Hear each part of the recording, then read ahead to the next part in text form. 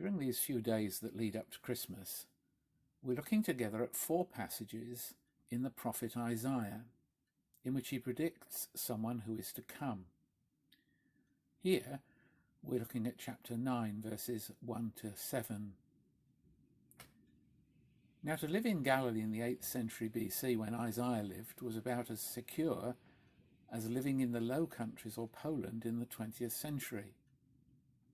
It was a corridor in which the superpowers played out their power games, usually, of course, to the detriment of those living there.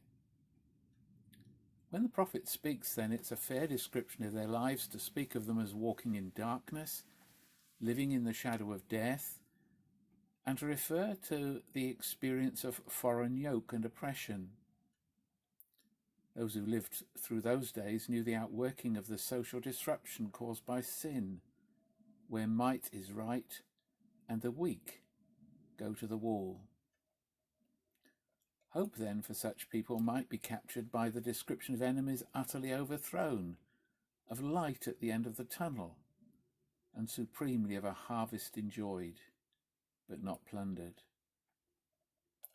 To those who lived then at the sharp end of the effects of sin, Isaiah brings a promise that's rooted in the very first promise of Genesis chapter 3, verse 15, but one which is expanded and amplified, and in some quite astonishing ways.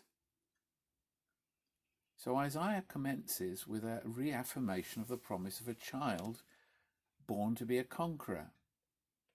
Once again, the accent falls upon the fact that this child's success will be accomplished not by human effort, but the activity of God.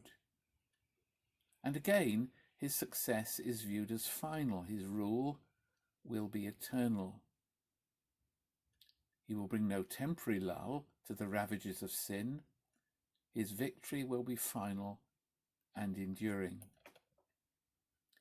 None of this is strictly new. However, what is new is the way the curtain is drawn back to reveal the mystery of who this child is. 3 things in particular are said about him. Firstly, he is the one where peace alone is to be found in all its fullness. He is the Prince of Peace. Now, peace for us can mean little more than the absence of hostility. In the Bible, however, it refers to the fruits of lasting peace. For example, the possibility of reaping the harvest once it has been sown, as has been described by Isaiah in the passage before us. According to the Hebrew idiom, which is the language Isaiah spoke and wrote, the Prince of Peace is one who is supremely the possessor of and the author of peace. In him alone, the hope of peace, peace in all its fullness, will be found. Secondly, he supremely will possess wisdom to a supernatural degree. He is described as the wonderful, supernatural counselor. None is better possessed of the wisdom by which to live than this child.